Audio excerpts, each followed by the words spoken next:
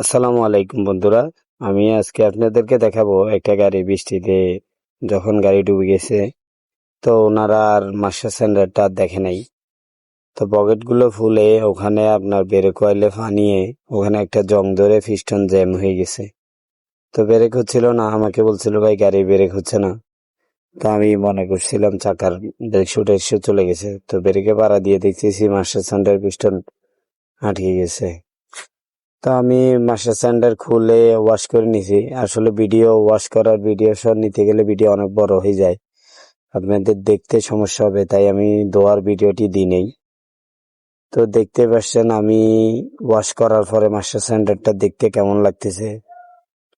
আমি পুরাপুরি ওইটা পরিষ্কার করে দিয়ে শেষ কাগজ দিয়ে ভালো মতন পালিশ করে বকেট টকেট চেঞ্জ করে আলহামদুলিল্লাহ লাগাই দিচ্ছি। তো সবসময় খেয়াল রাখবেন, পানিতে গাড়ি ডুবে গেলে সাথে সাথে পকেটগুলো পারলে চেঞ্জ করে দিবেন। এখানে পানি গেলে পকেটের সমস্যা হয়। তো এখন ব্রেক আলহামদুলিল্লাহ হচ্ছে। আল্লাহ হাফেজ।